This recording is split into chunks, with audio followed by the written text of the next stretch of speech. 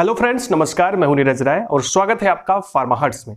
दोस्तों, आज के वीडियो में हम बात करने वाले हैं कि जब भी आप इंजेक्शन लगाने जा रहे हैं तो आपको क्या क्या सावधानियां बरतनी चाहिए। बहुत सारी ऐसी चीजें होती हैं जिसके बारे में हमें ख्याल नहीं रहता, तो कभी भी जब आप इंजेक्शन दे रहे हैं किसी व्यक्ति को, तब वो सारी बातों का ख्याल जरूर रखिए। इंजेक्शन लगाते समय दो चीजों का हमें खास ख्याल रखना चाहिए। सबसे पहली चीज ये कि जिस पेशेंट को आप इंजेक्शन लगा रहे हैं उसको ठीक होने के लिए उसको किसी भी तरीके का इन्फेक्शन ना होने पाए, उससे बचा के उसको रखिए। और दूसरी चीज, उससे ज्यादा परेशानी ना हो। जिसको आप इंजेक्शन दे रहे हैं उसको उस इंजेक्शन के द्वारा ज्यादा परेशानी ना हो, इस बात का भी ख्याल आपको रखना चाहिए। तो चलिए जल्दी से हम देख लेते हैं कौन सी छोटी मोटी सावधानियां हैं जो हमें बरतनी चाहिए, जिसका हम ज्यादातर ख्याल नहीं रखते हैं, वो सारी चीजें। सबसे पहली चीज जो ज्यादातर लोग नहीं करते हैं, पहली सावधानी यही है कि जब आप इंजेक्शन किसी को देने जा रहे हैं तो आप साबुन से हाथ जरूर धोइए, जिससे कोई भी इन्फेक्टिव, कोई भी पैथोजन आपके हाथों में ना रहे। जिसको आप इंजेक्शन देने जा रहे हैं, कहीं गलती से उसकी नीडल आपके हाथ से टच हो गई है तो फिर उसको वो पैथोजन हार्म कर सकता है, इन्फेक्शन उसके अंदर कर सकता है। अगर ऐसी जगह पे हैं कि आप अपना हाथ नहीं धो सकते हैं या उसमें असक्षम है, तब आप एक काम कर सकते हैं कि ग्लव्स का उपयोग जरूर करें। ऐसा करने से आप भी सुरक्षित रहेंगे और दूसरा व्यक्ति भी सुरक्षित रहेगा। कैसे? दूसरा व्यक्ति इस तरह से सुरक्षित रहेगा कि उसे इन्फेक्शन नहीं होगा। लेकिन मान लीजिए कि आपके हाथ में कोई घाव है और जब जिसको इंजेक्शन लगा रहे हैं आपको नहीं पता है उसे कोई ऐसी संक्रामक बीमारी है जो आपके ब्लड में छूने से भी आपको हो सकती है, जैसे हेपेटाइटिस है, तो आपको भी बीमारी होने का खतरा हो सकता है। इसी वजह से ध्यान दें कि हाथ को बढ़िया से सैनिटाइज करें और ग्लव्स का उपयोग अगर हो सके तो करें। दूसरी चीज, अगर आप इंजेक्शन किसी को देने जा रहे हैं तो सबसे पहले आपको डिस्पोजल की पैकेट ओपन करनी है। तो डिस्पोजल की पैकेट आपने ओपन करी, पिछले वीडियो में भी मैंने बताया था। ओपन करने के बाद आपको क्या करना है कि जो सिरिंज है उसमें जो निडल है, उस सिरिंज की जो निडल है उसको आप अच्छे से कस दीजिए। ठीक है, उसमें अब अच्छे से कसेंगे नहीं निडल को तो होगा क्या कि जब भी आप किसी भी पेशेंट को इंजेक्शन दे रहे हैं तो जब भी आप प्रेशर लगाएंगे तो प्रेशर की वजह से निडल उसके मांस में ही रह जाएगी, बाकी से आपकी जो बैरल है वो बाहर निकल जाएगी। तब भी आप बहुत ज्यादा दिक्कत का सामना करना पड़ सकता है, घाव कर सकते हो पेशेंट के अंदर। दूसरी बात, आपकी बड़ी अच्छी से बेइज्जती भी हो जाएगी, आपको पता है। ठीक है, तो इस वजह से ये बात जरूर ध्यान दें कि जब आप पैकेट को खोलें तो निडल को अच्छे से बैरल में कस दें घुमा करके। ठीक है, अगली सावधानी ऐसी है जो इंजेक्शन लोड करने के बाद वाली है।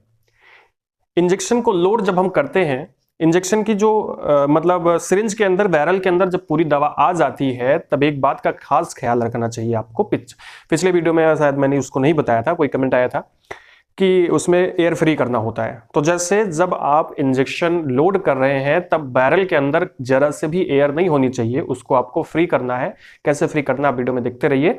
तो ये करने से क्या होगा कि कोई एयर बबल जब आपके इंजेक्शन में नहीं रहेगा, मतलब आपके सिरिंज में नहीं रहेगा जो आप देने वाले हैं, तो उसे कोई दिक्कत नहीं होगी। लेकिन मान लीजिए अगर आप आईवी इंजेक्शन लगाने जा रहे हैं और आईवी इंजेक्शन देते समय कोई भी एयर बबल अगर आपके इंजेक्शन में है, छोटा है तो कोई दिक्कत नहीं, लेकिन अगर बड़ा है तो व्यक्ति की जान भी जा सकती है। अगर आपको समझना है कि ये होता क्या है तो इसका हमने वीडियो बनाया हुआ है अपने दूसरे चैनल पे, उस पर जाकर के आप वो वीडियो देख सकते हैं कि एयर एम्बोलिज्म क्या होता है। और अगर एयर बॉडी के अंदर चली जाती है, किसी को खाली इंजेक्शन लगा दिया जाए, तो फिर उस व्यक्ति के ऊपर क्या प्रभाव पड़ेगा, क्या उसकी जान भी जा सकती है या नहीं जा सकती है, आप जाके वीडियो को देख सकते हैं। डिस्क्रिप्शन में भी उसका लिंक मिल जाएगा। तो दोस्तों, इंजेक्शन को अगर आपने लोड कर लिया है तो अगली सावधानी क्या बरतनी चाहिए। आपने एयर फ्री भी कर दिया, अब अगली सावधानी एक ऐसी सावधानी है जो कि बहुत ही ज्यादा जरूरी है। पेशेंट के कंफर्ट के लिए यह सावधानी बहुत ज्यादा जरूरी है। जब आप निडल को एम्पुल में या वायल में डालते हैं तो निडल की जो नोक होती है वो बहुत मुलायम होती है, बहुत सॉफ्ट होती है और बहुत पतली होती है। तो होता क्या है कि वो निडल जो है जाकर के टकराती है या तो एम्पुल के कांच से, या फिर जब आप उसको वायल में डालते हैं तो वायल की जो रबर का ढक्कन होता है, ठीक है, क्लोजर जो होता है, उसमें जब आप बार बार उसको धंसाते हैं तो होता क्या है कि या तो उस सुई की जो निडल की जो नोक है, टिप है, वो मुड़ जाती है। ठीक है, और दूसरा भी खतरा होता है, बताऊंगा क्या होता है। पहले ये सोचिए, होता क्या है कि जब हम निडिल को बार बार ऐसे धसाते हैं या निडिल को एम्पुल में डालते हैं और कहीं कांच में टकरा जाती है तो निडिल जो है वो टूट जाती है या मुड़ जाती है। तो ऐसे में क्या होगा, निडिल की जो शार्पनेस होती है वो खराब हो जाती है। अब किसी भी पेशेंट के अंदर अगर आप धसाओगे तो धसेगा नहीं, पहली बात तो वो, और जब धसेगा नहीं तो आप पूरा प्रेशर लगाओगे, जोर लगाओगे, भैया चलो उसको धसा ही देते हैं, तो आप धसा तो दोगे उसके, तो नुकीला है तो धस तो जाएगा, लेकिन पेशेंट को दर्द होगा, पहले भी दर्द होगा और बाद में बहुत दर्द होगा, और यहां तक कि उसमें इन्फ्लामेशन भी हो सकता है जहां पे आप इंजेक्शन लगा रहे हो। तो इस बात को आपको ध्यान देना है। ओके, तो ये चीज हो गई। दूसरी चीज इसमें क्या है कि जब हम वायल में बार बार डालते हैं तो वायल में रबर का क्लोजर होता है, तो नोक तो खराब होगी। दूसरी बात, कभी कभी क्या होता है कि जो आपकी निडिल है वो खोखली होती है, हॉलो होती है, तो उसमें क्या है कि रबर थोड़ा सा फंस जाता है। तो जब आप इंजेक्शन लगाते हो बिना एयर निकाले, बिना कुछ किए, कभी एयर निकालोगे तो मान लो रबर निकल जाएगा, लेकिन मान लो छोटा सा भी टुकड़ा रबर के रह गया, तो फिर क्या होता है कि जब आप उस व्यक्ति को इंजेक्शन लगा रहे हो तो वो रबर उसके बॉडी के अंदर चली जाएगी और फिर बॉडी के अंदर इन्फ्लामेशन हो जाएगा, मतलब जहां पे इंजेक्शन लगेगा वो पक जाएगा, ठीक है, दिक्कत हो जाएगी। तो ये सारी चीजें, समस्याएं आ सकती हैं अगर आप ये दोनों सावधानियां नहीं बरतोगे। बात करते हैं अगर नेक्स्ट सावधानी की, वो क्या है दोस्तों? नेक्स्ट सावधानी ये है कि जब भी आप किसी भी व्यक्ति को इंजेक्शन लगाने वाले हो तो स्पिरिट का उपयोग जरूर करिए। और स्पिरिट का उपयोग आप कैसे करें? स्पिरिट लगाते समय हाथ को अपने अंदर से बाहर की तरफ चलाएं। अंदर से बाहर की तरफ जब चलाएंगे तो वो ज्यादा सही से साफ होगा, ना कि बाहर से अंदर की तरफ चलाएं। तो ये भी सावधानी आपको रखनी चाहिए। स्पिरिट का उपयोग करें और अंदर से बाहर की तरफ उसे साफ करें। दोस्तों अगली चीज अगर मैं आपको बताऊं तो कभी भी इंजेक्शन को कपड़े के ऊपर से नहीं लगाना चाहिए, क्योंकि कपड़े के ऊपर से लगाने से क्या होता है, कभी कभी जो कपड़े का रेशा है वो इंजेक्शन के साथ में, मतलब निडिल के साथ में बॉडी के अंदर चला जाता है, तब भी मतलब जहां पे इंजेक्शन लगा रहे हैं उस साइड के पकने का खतरा होता है, वहां पे इन्फ्लामेशन का खतरा रहता है। तो कभी भी कपड़े के ऊपर से इंजेक्शन को मत लगाएं, नहीं तो पेशेंट को बहुत ज्यादा दिक्कत हो सकती है। नेक्स्ट अगर हम बात करें दोस्तों, जब लोग शुरू में इंजेक्शन लगाना सीखते हैं तो उनको नहीं पता होता। जो पढ़े लिखे हैं उनकी बात अलग है, कुछ लोग ऐसे होते हैं जो बहुत ज्यादा पढ़े लिखे नहीं होते हैं और क्योंकि वो थोड़ी बहुत प्रैक्टिस करते हैं तो उन्हें इंजेक्शन लगाना आ जाता है। तो ऐसे कंडीशन में होता क्या है कि वो जहां मांस देखते हैं वही इंजेक्शन लगा देते हैं। कुछ लोग ऐसा सोचते हैं कि जहां मांस है वही इंजेक्शन लगा दो, लेकिन कभी भी आपको ऐसा नहीं करना है। जब भी आप इंजेक्शन को लगाएं तो उसी साइड पे लगाएं जहां पे रिकमेंडेड है। कभी भी ऐसे जहां पे मांस देखा वहां पे इंजेक्शन लगाना गलत बात है। तो हमेशा याद रखिए कि जहां पे रिकमेंडेड है वही इंजेक्शन लगाएं और इंजेक्शन को सही एंगल पर लगाएं।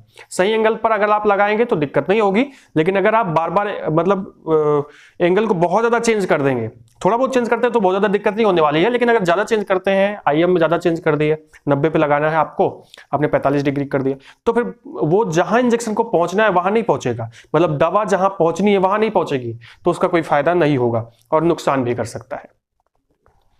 दोस्तों जब भी आप इंजेक्शन लगाते हैं तो एक चीज और आपको ध्यान देना है, खास करके आईएम इंजेक्शन जब आप लगाते हैं, मांस में इंजेक्शन लगाते समय एक चीज ध्यान दीजिए, जब भी आप इंजेक्शन को लगा रहे हैं तो पूरी की पूरी निडिल अंदर जानी चाहिए, क्योंकि अगर पूरी की पूरी निडिल अंदर नहीं जाएगी तो ऊपर सुपरफिशियल स्पेस में ही आपकी पूरी इंजेक्शन भर जाएगी, तो वहां पे सूजन आ जाएगी और इन्फ्लेमेशन भी हो सकता है। तो इंजेक्शन को बिल्कुल गहराई तक ले जाएं जितना इंजेक्शन जाए, ठीक है। और रिकमेंडेड जगह पे अगर आप लगाएंगे तो कोई दिक्कत नहीं होगी। कभी भी ना तो नर्व में टच होगा इंजेक्शन, ना तो हड्डी पे टच होगा और ना ही किसी ब्लड वेसल्स में इत्यादि में टच होगा, ठीक है। तो इस बात को ध्यान जरूर दीजिएगा। दोस्तों अगली चीज ये आपको ध्यान देनी है कि जब आप किसी के मांस में इंजेक्शन को पिंच कर चुके हैं तब उसे स्टेबल रखना। स्टेबल रखने से क्या होगा कि उस व्यक्ति को दर्द नहीं होगा और इंजेक्शन लगाने के बाद में, ऐसे बहुत लोग लगाते हैं तो 2 दिन तक दर्द करता है, वजह यही होती है कि इंजेक्शन लगाने के बाद उसको हिलाते डुलाते रहते हैं, ठीक है, उसको स्टेबल नहीं रखते हैं। तो स्टेबल रखना बहुत ज्यादा जरूरी होता है, इस बात को आपको ध्यान देना पड़ेगा।